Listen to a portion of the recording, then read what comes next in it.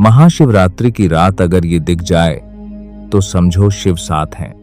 कहते हैं कि साल में एक ऐसी रात आती है जब समय धीमा पड़ जाता है, जब हवा की सरसराहट भी कोई संकेत बन जाती है, जब मन के अंदर छिपे डर, पाप, सवाल और अधूरी इच्छाएं सतह पर आ जाती हैं।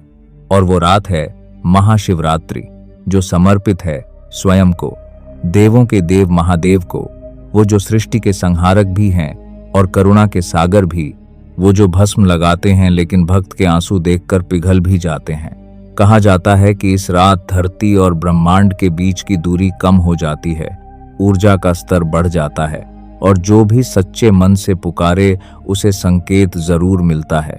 लेकिन संकेत हमेशा आसमान से बिजली की तरह नहीं गिरता। कई बार वो बहुत सूक्ष्म होता है, इतना सूक्ष्म कि अगर मन भटका हो तो दिखे ही नहीं।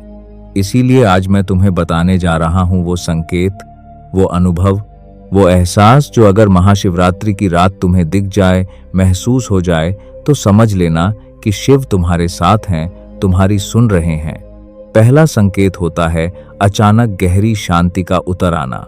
तुम भीड़ में हो सकते हो, मंदिर में हो सकते हो, या अपने कमरे में अकेले बैठकर नमः शिवाय का जाप कर रहे हो, लेकिन अचानक ऐसा लगे कि बाहर की सारी आवाजें धीमी हो गई हैं, जैसे किसी ने दुनिया का वॉल्यूम कम कर दिया हो और भीतर एक अजीब सी स्थिरता उतर आई हो। दिल की धड़कन साफ सुनाई दे, सांसें गहरी हो जाएं और मन में जो महीनों से उथल पुथल चल रही थी वो शांत हो जाए। ये सामान्य नहीं है, ये वही क्षण है जब चेतना ऊंची तरंग पर पहुंचती है।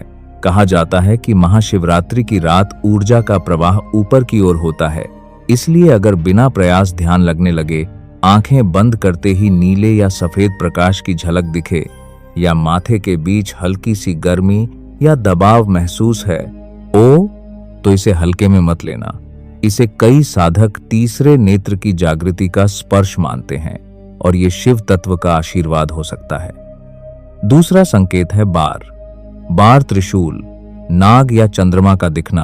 हो सकता है तुम सोशल मीडिया खोलो और हर जगह त्रिशूल दिखे, या रास्ते में अचानक कोई नाग की तस्वीर दिख जाए, या चांद असामान्य रूप से आकर्षक लगे। ये सिर्फ इत्तेफाक नहीं भी हो सकता, क्योंकि शिव का स्वरूप ही इन प्रतीकों से जुड़ा है।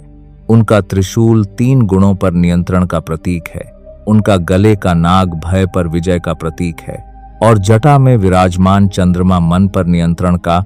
और जब ब्रह्मांड किसी खास दिन तुम्हें एक ही प्रतीक बार दिखाए, तो उसे संकेत समझा जाता है कि ध्यान दो, तुम अकेले नहीं हो।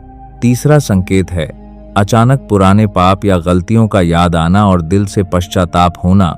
महाशिवरात्रि सिर्फ मांगने की रात नहीं है, ये छोड़ने की रात है। अगर इस रात तुम्हें किसी से माफी मांगने का मन करे, किसी पुरानी गलती पर आंसू आ जाएं, या दिल से लगे कि अब बदलना है, तो समझो भीतर शिव का संहारक रूप काम कर रहा है।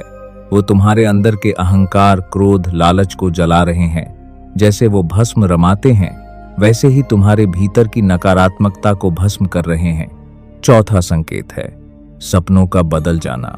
कई लोग बताते हैं कि महाशिवरात्रि की रात उन्हें बहुत जीवंत सपना आता है, जिसमें मंदिर, शिवलिंग, हिमालय या कोई साधु दिखाई देता है। कुछ को डमरू की आवाज सुनाई देती है, कुछ को गंगा बहती दिखती है।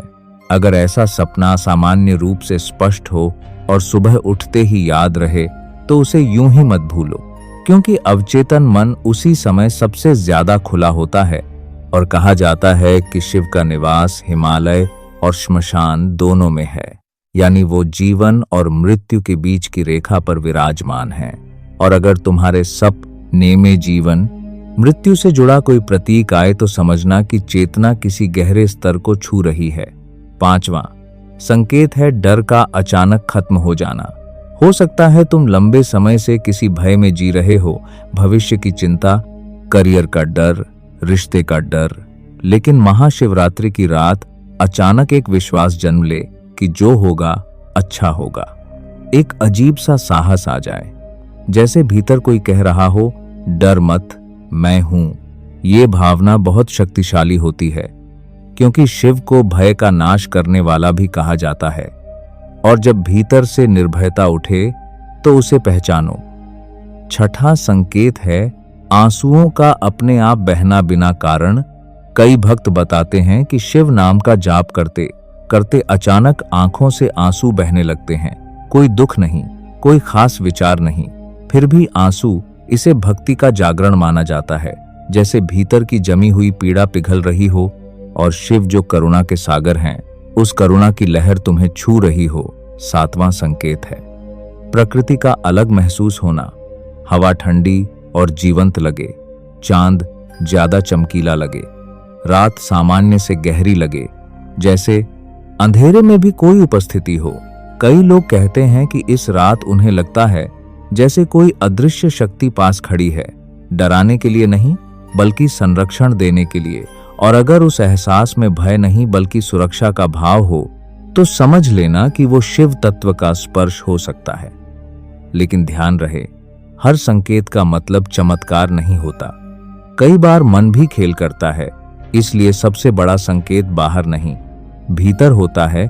अगर इस रात तुम्हें लगे कि अब जीवन को व्यर्थ नहीं गंवाना, अब सच्चाई से जीना है, अब दूसरों को दुख नहीं देना, अब अपने कर्म सुधारने हैं, तो समझो यही असली आशीर्वाद है। क्योंकि शिव सिर्फ दर्शन नहीं देते, वो परिवर्तन देते हैं, और परिवर्तन ही सबसे बड़ा चमत्कार है। कहा जाता है कि महाशिवरात्रि की आधी रात को जब अधिकतर लोग सो रहे होते हैं, कुछ साधक जागकर जाप कर रहे होते हैं, उस समय चेतना का द्वार खुला होता है। अगर उस क्षण तुम्हें गहरी स्थिरता, हल्की सी कंपन या रीढ़ में ऊपर उठती ऊर्जा महसूस हो तो डरना मत, शांत रहना, मंत्र का जाप जारी रखना, क्योंकि संभव है तुम उसी ऊर्जा को छू रहे हो जिसे योगी वर्षों की साधना से पाने की कोशिश करते हैं। और अगर कुछ भी असामान्य न दिखे, न महसूस हो, तो भी निराश मत होना, क्योंकि शिव की उपस्थिति हमेशा अनुभव से नहीं विश्वास से भी पहचानी जाती है। और कई बार वो चुपचाप हमारे कर्मों को मोड़ देते हैं, हमारी किस्मत की दिशा बदल देते हैं बिना शोर के। इसलिए इस महाशिवरात्रि अगर तुम्हें गहरी शांति, बार बार शिव के प्रतीक, सच्चा पश्चाताप, असामान्य सपना, अचानक साहस या बिना कारण आंसू महसूस हों, तो समझ लेना कि ये सिर्फ भावनाएं नहीं, ये संकेत हो सकते हैं कि शिव तुम्हारे पास हैं, तुम्हें देख रहे हैं, तुम्हें बदल रहे हैं, और शायद तुम्हारी जिंदगी का एक नया अध्याय शुरू होने वाला है। और अभी तो ये शुरुआत है, क्योंकि कुछ संकेत ऐसे भी होते हैं जो और भी ज्यादा रहस्यमय हैं, जो हर किसी को नहीं दिखते, लेकिन उनके बारे में हम अगले भाग में बात करेंगे।